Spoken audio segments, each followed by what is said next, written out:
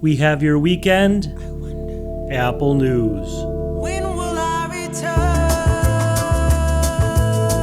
Welcome back to the channel.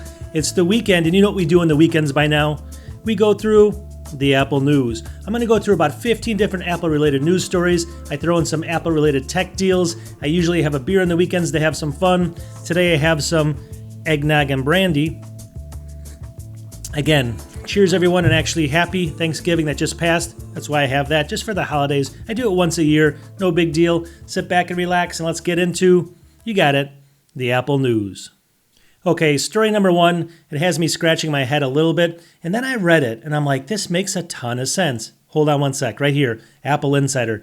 Made in the USA, Intel foundries may get used for Apple's M7 processor.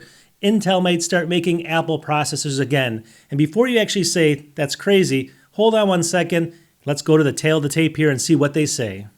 Okay, it goes on to say, until now, all M-series chips used in Macs and iPads have been built by TSMC in its factories in China and elsewhere. And we talked about this a ton of times, all right? So obviously, TSMC is the only supplier really right now. So basically, writing in a lengthy post on X, he admits that Apple has already signed an NDA with Intel regarding its manufacturing technologies, and there's basically suitability for the M-series production. The report goes on to say that the simulation and research projects have so far proven successful. Apple is now reportedly waiting on Intel to get its technological ducks in a row, with an eye towards using its 18AP node around the middle of 2027. So with this in mind, it's likely that Intel will build basically M7 chips could be used in iPads and MacBooks in about 2 years. So this other article here from 9to5Mac here does a little bit better job of explaining what's going on. So it says, by lowest end M processor, this guy's referencing the standard M-class chip, meaning the M5, but not the M5 Pro or the M5 Max or the M5 Ultra. So TSMC would continue to be Apple's partner for those higher end chips, and presumably a much higher volume iPhone class chips such as the A19 and the A19 Pro. So they're not going to move away from TSMC for the A19s and all the iPhone chips and the higher end chips. But the iPhones are really, they can't really risk that, and also that's really high volume.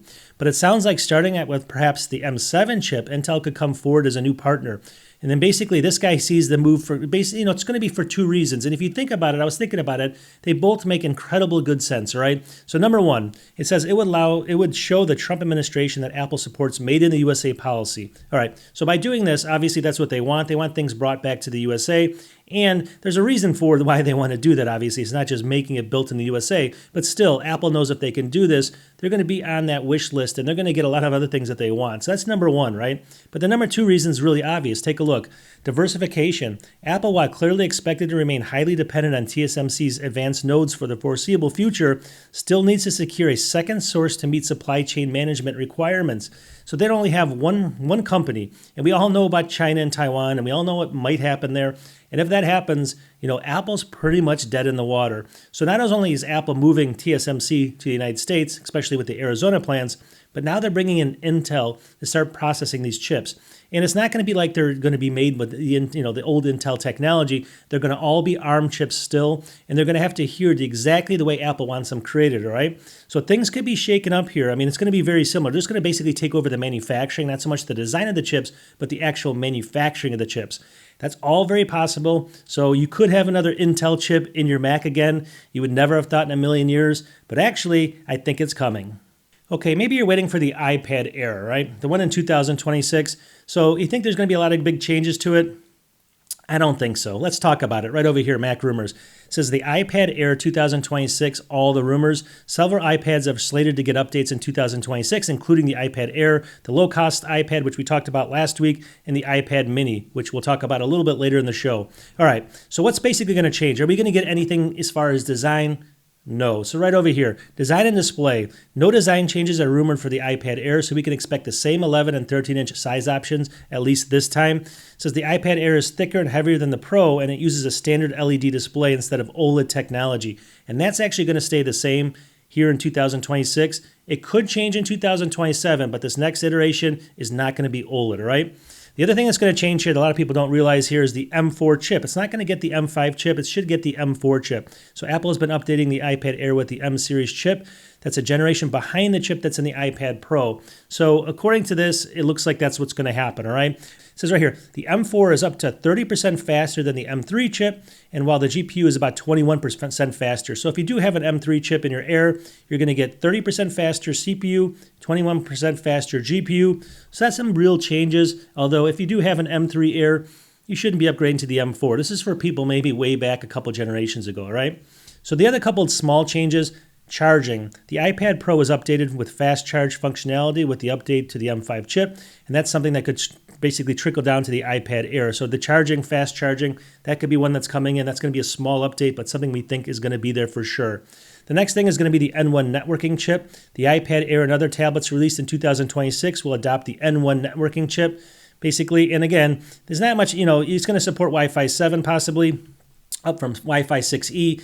Doesn't affect a ton of people, so it's a very, very small change. The other thing in here is going to be the Apple modem. Apple used the CX1 in the M5 Pro. It's likely to use, likely the cellular versions of the iPad Air will also get the same modem chip. And we've seen that that's actually really fast in the download speeds. It's beating a lot of the other chips. On the upload speeds, it's a little bit different story. It's, either tied or a little bit slower. But for uploads or for download speeds, it's actually really quick, all right? And then pricing. It looks like, right now there's going to be no difference in price. They think it's going to start at $599, and then 13-inch will be $799, and the launch date will be March or April of 2026. So for all it's worth, we're not seeing a ton of changes there. Tell me in the comments, what you think about that. Are you going to be thinking about this one? Or are you going to be waiting for the next one, which is going to probably have the OLED in it, but that's over about a year and 3 months away. Cheers, everyone. You got to love that stuff, right? All right. This next one I thought was just a cool thing overall if you're a Mac. If you use an iPhone, all right? And, it could even be your Mac, I guess, but this is more for the iPhone. And you use ChatGPT. So we're always worried about Apple and their Apple Intelligence. And like I said before, they're going to merge with Google like they're doing now. But ChatGPT is already in there, right? But how can you use it so it almost looks like it's incorporated in the phone instead of like actually, when you hit a button or something, Siri comes up. You can do the same thing with ChatGPT and make it super cool, right? Let me just show you what I'm talking about. Right over here, Mac Rumors. It says, use ChatGPT as your phone's action button assistant. Apple doesn't currently allow iPhone users to change the side button's functionality to another assistant, but owners of the iPhone 15 Pro and newer models can assign the ChatGPT to the action button instead. So keep reading below. So I thought this was a really cool article. Again, this is from Mac Rumors. They do a good job at this. So it says OpenAI's free ChatGPT app for the iPhone lets you interact with chatbot using text or voice. What's more, if you assign voice mode directly to the action button, you can use it to jump straight into a spoken conversation, giving you a quick hands-free access to a far more capable assistant. So all you have to do here is just think about this. You install the ChatGPT app, so you make sure you get it from the App Store, then sign into your account and create a new one, all right? So create a new account. Next, open up the Settings app. So the Settings app on your phone down here, tap the Action button. There's going to be an Action button right over here. Swipe the controls. So you swipe the controls, then tap the two chevrons besides the current assigned control. So if you look down here, you get in here and there's like these two little, it says calculator, but there's like these two little buttons that are not, I guess they're little arrows up and down. So you go ahead and click on that. Then it says using the control search field, type ChatGPT. So then you get over here. So you type in ChatGPT here, and then you select the control, was it open ChatGPT voice right there. So the middle one there. So select the control open ChatGPT voice. And that's all there is to it, right? Once you do that, it says long press the action button will now open ChatGPT's voice mode. The first time you activate it, the app may request microphone access to allow you to proceed. After that, you can begin speaking immediately. And then also, even better yet, a recent update means that voice conversations can now take place inside the same chat window as the text-based prompts. It's a mouthful. Instead of switching to a separate voice-only interface. So, long story short, all you have to do is set this up, and you can hit that little button now, and they have ChatGPT giving you all the information instead of Siri, right? So case closed, case solved. And just use the thing that's working better right now. We can wait for Siri. It's going to be a little bit better, I think, next year for sure.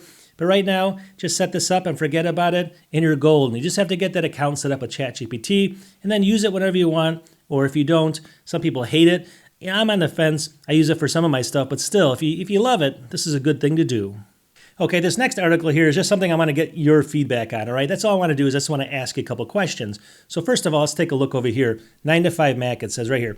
3 new MacBooks will launch early next year. Here's what's coming. So we know that there's three more MacBooks coming, and we're like, well, it's more than 3 because there's different models of the Pro, obviously. But still, let's talk about them. But there's that third one, and we kind of know what that is, but that's the one I want to discuss with you.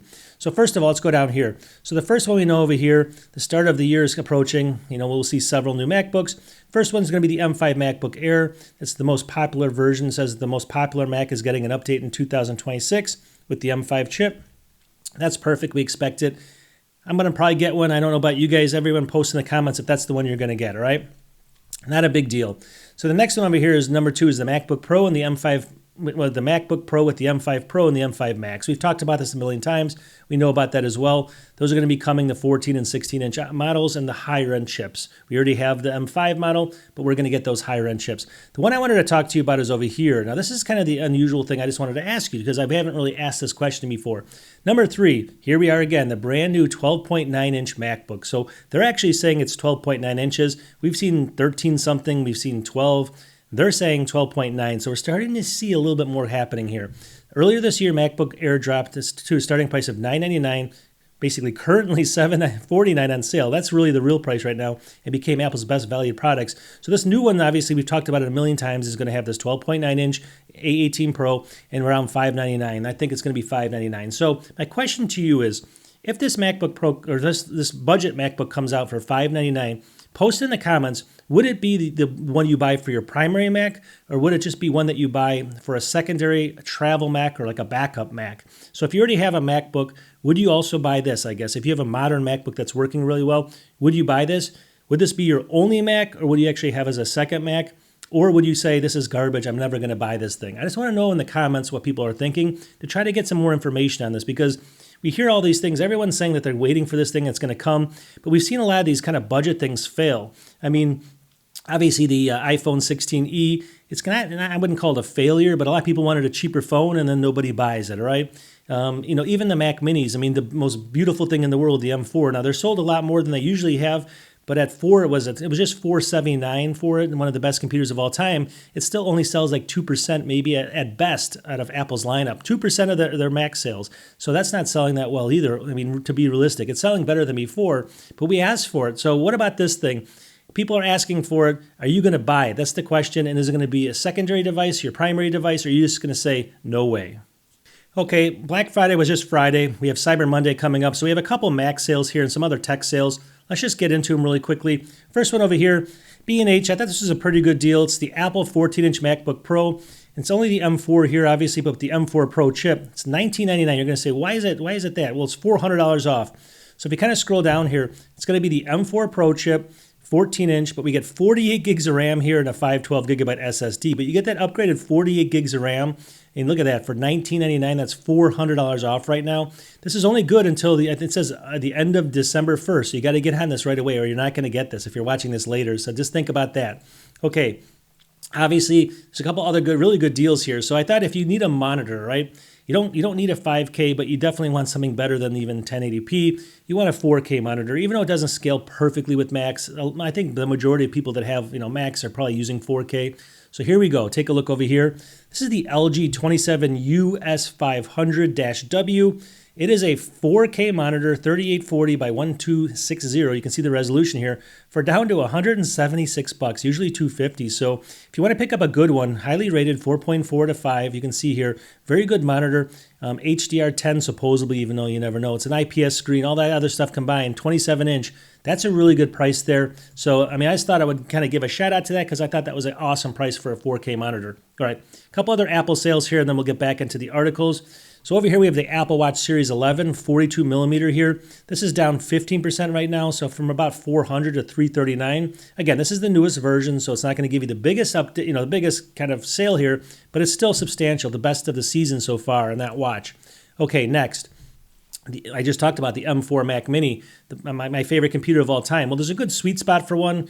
You always want to have a little bit more of something, right? Here's one that does. Here's the 2024. This is the M4 Mac Mini. We have 16 gigs of RAM and the upgraded 512 gigabyte SSD, which I say this is the lowest you want to go for sure. It's down to $669, so that's going to be usually $800, down to $669. That's 16% off. This is a low price alert on Amazon as well. Beautiful computer there. Got about 3 or 4 more. The next one over here, we got the Apple iPad mini, the A17 Pro here. So that's going to be a really cool one. And that's, what is this down? Down at $399, usually $499. So you're getting a full $100 off or 20% off of this. So we know that this one's coming out soon. We'll talk about it in a little bit. But this is a pretty good deal. I don't think, there could be a substantial change with this one. So hold on one second for the end of the video to see what's next on this. But still, I think this is still a good deal, even though the new one's coming out. But it's going to be coming out a little bit later than you think. All right. The next thing over here is some headphones. We've talked about headphones all the time on the channel. If you love Sony, and there's all those really expensive $300-$400 Sonys that are down to like $199 now, this one's actually kind of a mid-tier Sony. Take a look. This is the Sony WH-CH720N. These are great headphones. Usually $180 basically. They're down to $88, 51% off. Very attractive. They do come in pink and black as well. But these are also, wireless, Bluetooth. It's got everything built into it, including Alexa. Very good headphones up for the money. All right. And then what else do we got? We got 1, 2, 3 more products. So if you just bought an iPhone, a brand new iPhone 17, you want a case for it, but you want a real Apple case, they're on super sale too. Here's the Apple iPhone 17 silicone case. Obviously it comes in other colors, but look at this, almost 50% off. Usually $49, $25 right now. Pretty good steal. And if it's not just this case, obviously most people have the other phone. They got the iPhone 17 Pro, or the Pro Max is on sale as well, but this is the Pro. This is the same thing. Look at this case here. This is the silicone case. This one's in obviously the color you see there, but there's a whole bunch of colors down here. You can see all these different colors, but I like the orange. So the orange is basically the same thing, usually $50, $25. So good steal there. And then the last product here in the mix here is going to be, I think this is a great deal as well. So you want the Apple, what is it? The AirPods Max, one of the best headphones supposedly that they've ever made, or of all time. I don't know if I agree with that, but anyways, if you want them, here they are right here, Apple AirPods Max. This is the USB-C, not the latest, or not, it is the latest version, not the old version. And $399, that's one of the low, I think that might be the low price alert, sold on Amazon. Usually $549. You're getting $150 off, 27% off right now.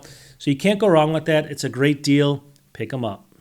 Okay, this next article is more of a funny one, and a lot of people kind of gave me comments back, right? I talked about this thing called the iPhone Pocket. I said it was the worst product of all time. In fact, I have to take a drink of my drink right now. Hold on a second. This gets me too worked up. So they said it was the best product of all time. Some people said that to me. They said, well, it's a designer product. And I said it's the worst product of all time, all right? Well, obviously, the stupidity of people never surprises me, and here's another example of it. I'm wrong here, 100%. You can maybe call me stupid, but I'm telling you, I don't know what's wrong with people. This gets me kind of almost sad. Take a look. Mac Rumors. It says iPhone Pocket is now completely sold out worldwide. So this Japanese fashion brand, whatever they call it here, they sold this like little sock for your iPhone. If you don't know about this, starts like a $149 or up to $240 for a little sock that should cost almost nothing, right? It's sold out. So maybe they didn't make that many of them, and maybe it's like one of these cult things. But that got me sad, all right? Let me actually keep moving here. So the thing that's actually crazy is the fact that, I was thinking about this. I'm like, well, there's going to be some knockoffs, all right? So I got to get vindicated here. Even though I was wrong about it being sold out and stuff like that, I thought it was going to, I thought who would buy this, right? But people are buying it. But again, you just don't know why. But still, it was sold out, and that proves me wrong. But I knew there was going to be something else made here, and this is the article that kind of makes me a little bit happy right here. Let's take a look. Okay, Mac Rumors. It says right here, a 6 fake dollar iPhone Pocket already available. Days after iPhone Pocket sold out around the world, fake versions of the accessory have started to become available online. So you can see here, and we just talked about it. So I went ahead and I did a couple searches for it. Here's one for $8, but take a look, AliExpress. Now we're gonna look at this. It looks exactly like it. I know it's not got the designer's name. It's probably not the same exact quality. I understand all of that, but I'm vindicated. See, I'm vindicated because $8.55 instead of paying $240. I knew it could be done. I knew someone could make a sock for less than $10, right? And on top of it, I'm even more vindicated when I start poking around inside this site, AliExpress, because now, again, that's like the design, that's like the high-end knockoff there for $8.55. But if you're really cheap like me, you might as well pick this one up over here. Here we go. Now, it's, it looks pretty good there if you look at it, right? $3.83, all right? 50% off. They have it even on sale. It used to only be $7.65. Now it's $3.83. 50% off right now, it's $3, right? So for the people that want to go back here and buy the original for $240, I'm sticking to it. It's time to get your head checked. Okay, this next article is kind of a fun one as well. Now, it's also showing you how much some of the old Apple stuff goes for at auction. But on top of it, it also shows you who's the biggest loser in this whole Apple debacle as far as selling their rights and everything. This is going to make a lot of sense, and it's going to shock you, actually. You probably already know this story, though. But still, let's first take a look. 9 to 5 Mac. It says, this looks set to be the most expensive Apple collectible ever. See this? 9 to 5 Mac. So we're going to kind of scroll down here. It says the contract that founded Apple's computer company, now Apple, is set to be auctioned and expected to bring between $2 and $4 million. It will likely be the most expensive collectible ever sold. Auction House Christie hasn't yet added the document to the website, but it's reportedly offering the contract for auction. All right, so let's go on down here. It says the New York Auction House Christie said on Tuesday it will auction the original 1976 partner contract that created Apple Computer Company. Again, the 3-page document signed by Steve Jobs, Steve Wozniak, and this guy, Ron Wayne. This is the funny one. Set Apple's original stake at 45%, and Wayne had 10%. He basically sold his share for $800 days later. So 10 days later, I believe, he sold 10%, and this is Ron Wayne, I can't say his name, for $800 days later. So long story short, Christie will offer this, and Wayne's withdrawal agreement is in there included, so you can see like that guy obviously made that mistake. Well, it's even worse than that. Take a look over here. He says right over here, if he had held on to his stake, it would basically be valued right now around $400 billion. So he actually sold that for 800, and right now it'll be worth over over 400 billion. That was they saying that's actually before like stock splits and all that stuff. It's just a crazy amount of money he gave up, and he doesn't even. I watched an article with him and or a show or something, and he didn't even seem that kind of distraught about it. And I guess you really can't be, right? That's the kind of person you have to be. So I kind of respect him for that. But then it goes on down here to say, let me see if I can find it. It says, in the early 1990s, Wayne sold his physical copy of the founding contract for $500. Apple's founding corporate papers were last sold at auction on Sotheby's in December 2011. That lot also included Wayne's withdrawal, so the one they're actually auctioning now, and it was sold to a private collector for nearly $1.6 million, and he sold it for $500. So not only did he sell 10% of the company and lost $400 billion, but he sold this document that's going up for auction that's going to now be worth almost a third of $6 million for $500. So I don't know. Maybe don't feel too sorry for him because he's made 2 strikes there that most people probably wouldn't. And this was later in life, so he should have held on to that like gold. Okay, this next article is just something to note, and it's kind of another fun one as well, but it's something that kind of makes me a little sad because I used to love these things. Right over here, Apple Insider. It says Hackintosh enjoying its last hurrah, now supporting macOS Tahoe. So if you don't know what a Hackintosh is, it's basically you can run it off an Intel Mac, and basically you build it, and then you actually have to do something to get Mac OS to run on that system. It's not a Mac computer, obviously. It's more of a PC or a Windows PC, but without Windows either. So you get the idea. It's basically a Hackintosh. They hack it together, and it's a Macintosh, they call it. So long story short, it says Hackintosh users are successfully running macOS 26 Tahoe on their devices in a battle that's been taking place as Intel Mac support enters its final year. Now we just heard Intel's could be coming back, but they won't be Intel Macs. It's going to be ARM chip Macs that Intel's creating. That's kind of key there. Long story short, I thought it was kind of an interesting article here. So if you go down here, it says, as for the process of getting it working, there are mentions of the Cortana Open Core Guide, which now includes sections for macOS Tahoe prerequisites. There's also Open Core Simplify that helps automate the process. So there's a couple things going on here that actually can, that'll help you build at Hackintosh. But this is the last breath, the last hurrah. So I think it's kind of a sad day, right? I mean, those are kind of the day of the wild, wild west, but that's all kind of getting shrunk down, especially with being able to change RAM and SSDs and stuff like that. We're slowly shrinking down to that thin client like I think that's coming in the next 10 years, but we'll find out. Okay, on the channel, we talked about the brand new iPad mini coming out, and we talked about one of the key features of this thing is it actually is probably going to be the first one to get the OLED screen. It's going to get the OLED screen. That's probably the first device in Apple's lineup besides the iPhones, and then obviously the Air should get it in 2027, and then the cheap iPad will get it way later. Obviously, the MacBooks could get it in the end of 2026, but we thought that this new one, this iPad mini with the OLED would be coming out early 2026. Well, things have changed. Mac rumors. So it says right here, OLED iPad mini now expected to arrive no earlier than Q3 of 2026. Apple will launch the iPad Mini 8 with OLED displays in the third quarter of next year at the earliest, according to this Webio leaker here. And they have kind of insight on the production lines and all that stuff. So long story short, it's going to be an interesting device, right? So let me just see here. It says the Apple is likely to use the mid-tier A19 Pro chip found in the Apple Air. Apple built the A19 Pro chip, basically on an upgraded third generation 3 nanometer N3P process for modest speed and efficiency. So that's what it's probably going to be, but it's going to have the OLED chip. And that's going to be the main difference here. So you're going to get that. And that's going to be key, obviously, for a lot of people buying it. But here's the caveat and here's the catch down here.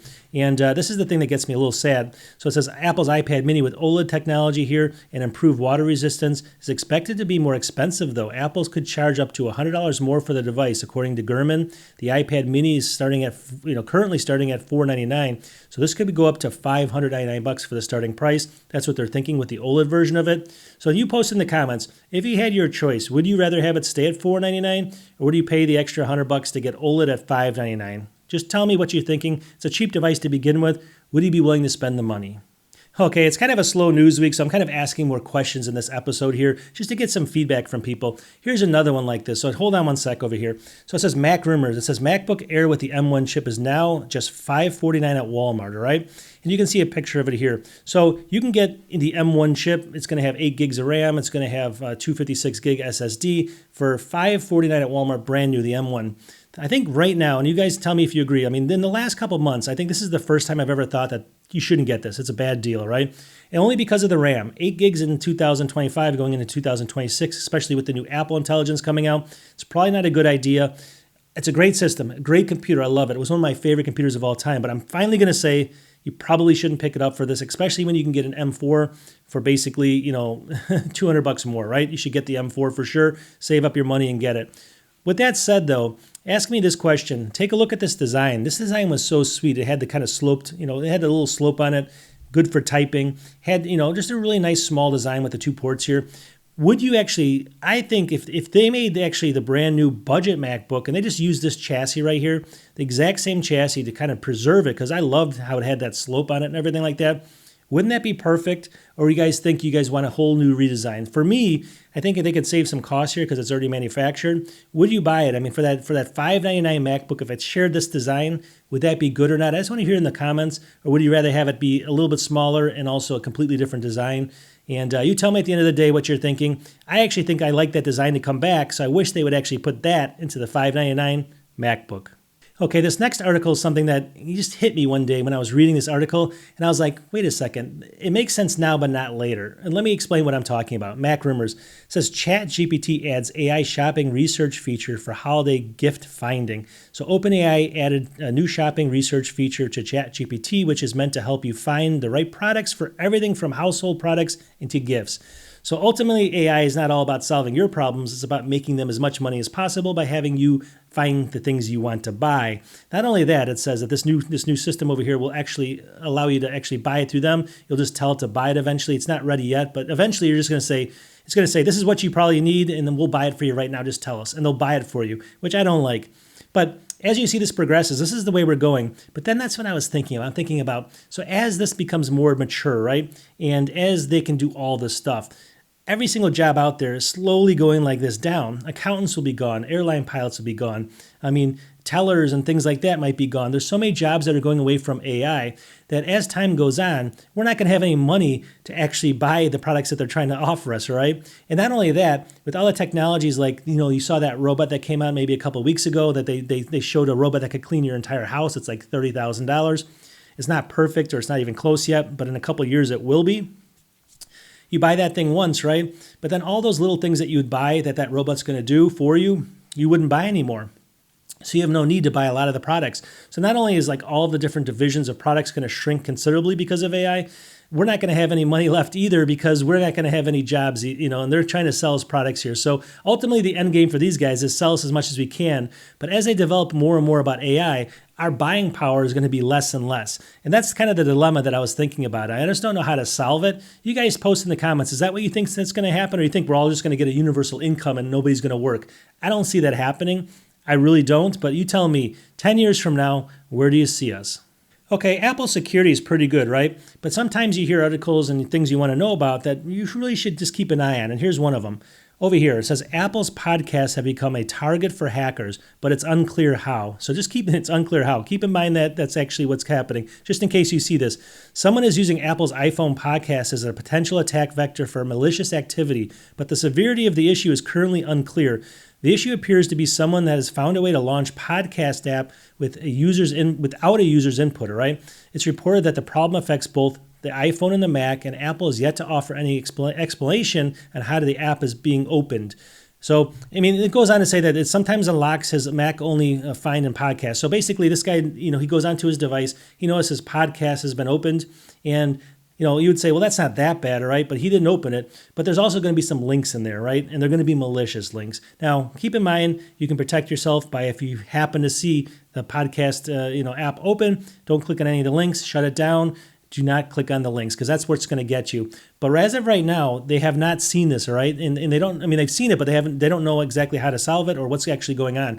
This guy right here, Patrick Wardell, a Mac OS security expert, has been able to replicate the behavior through a website. Simply visiting the website causes the podcast app to launch. So the website's actually triggering it, but he still can't figure out if it's just that website or if there's hundreds or millions of websites out there that have actually been affected by this. So just keep in mind, if you're seeing this on your device, now I at least warned you about it until we get an update on this, but just don't open anything, don't click on anything, just like always, right? And you'll be safe. Okay, the M4 MacBook Air at $749 is one of the best deals of all time. If you can get that, I say get that, but that's probably going to go up eventually, and then let's say it might even go away. If it does go away, start looking for deals like this, because this is pretty good if you want to spend the least amount of money. Right now on Best Buy, this is the MacBook 13-inch here, the MacBook Air, but with the M2 chip, right? And I have the M2 chip sitting right here. It's plenty fast for most people. 16 gigs, 256. It's down to $649 brand new. So $150 off its original, but it's only $100 less than the M4. So I'd still say get the M4. But if you're in a super bare budget, that one's pretty good there from Best Buy. I just want to give them a shout out because I always want people to shop at places, help Best Buy out, all right? Other than, Amazons and stuff. All right. The Apple Vision Pro, right? So the brand new Vision Pro, when that came out, I was like, still $3,500. We're all waiting on stuff that's going to, what are the new features? Is it any better? Is it going to be something that people want to buy now? Is it worth that cost? Well, after reading this article, I got kind of excited. And then I saw it and I was like, nope, nothing's changed. What do I mean? Here from 9 to 5 Mac, it says Apple gave Vision Pro 2 big, very needed upgrades recently. And I was thinking, let me read this article. It's really exciting. 2 huge things, right? What could they be? So I kind of go down here. This guy says the first one is new spatial personas in Vision OS 26. So one of his 2 big things that are the updates is going to be just obviously a persona that looks more like you. They're very impressive, but one of the best ones, or probably the best ones out there for sure, compared to any other price. But that's like a tiny, 1/millionth of a feature when you buy this device. So that's one of them, he said. And then the next one, I'm like, well, at least it has to be something, right? It has to be something big here for him to write this article. So then I go over here to the board, and it's the dual knit band for greater comfort. So you get a dual knit band now that sits on the top of your head to alleviate the pressure. And that's all he said. So anyways, it just goes on to show you that you probably shouldn't still buy this thing. Let them iterate. Hopefully it'll go into some glasses, but stay away from this for $3,500 or just buy a used one for 1/3 the cost. Okay, to wrap this up too, there's a new game coming out which I played and I actually love it. So I have a little bit of an older crowd here. So if you like puzzle games, but kind of a more of an interactive puzzle game, not just like a puzzle, but just something that you could actually play like a real game that has some puzzles in it, I recommend this game over here. It says critically acclaimed puzzle game. It's called Blueprints, coming to the Mac App Store soon. So this game's actually on Steam right now, but it's now coming to the Apple Macs, the store here where you can download it from native Apple here. Blueprints arrives in the Mac App Store on December 15th. Which makes it one of the year's most prized puzzle games for, basically for easier Mac play. So we're going to go over here, just take a look. I'm just going to show you a little representation of it over here. We'll go ahead and see if I can play this for you. Now, if you take a look, it's like I said, it's going to be a game where it's got these kind of it's not realistic graphics. It's almost like more of a cartoonish graphics. But you go around this kind of castle here, and you actually have to go into the house, and you have to kind of find all these different puzzles to kind of advance. It's basically you're trying to find this extra room in this castle here, and there's a whole bunch of puzzles and stuff that you have to go through to try to find them. I'm not going to play all of this for you. Let me see if I can skip ahead to something more interesting. So once you're in here, you open up doors, you go into certain rooms, and there's a whole bunch of different puzzles in here that you actually have to do. So it's pretty cool overall. I kind of recommend this game for a lot of people if they're interested in these kind of games. So anyways, I just wanted to give you guys kind of the shout out here because these are games, the more that come to the Mac, the better. And here's another one I think a lot of people my age will like. Okay, cheers everyone, and have a great holiday season coming up here, especially we just had Thanksgiving. Anyways, check out my videos every week. I do something like this. Also, I might do a Cyber Monday video. I'm not sure yet. I've done a couple of those other ones for Black Friday, so I'm not sure yet. But check out my channel for that and a whole bunch of tech reviews. We will see you in the next one. Cheers.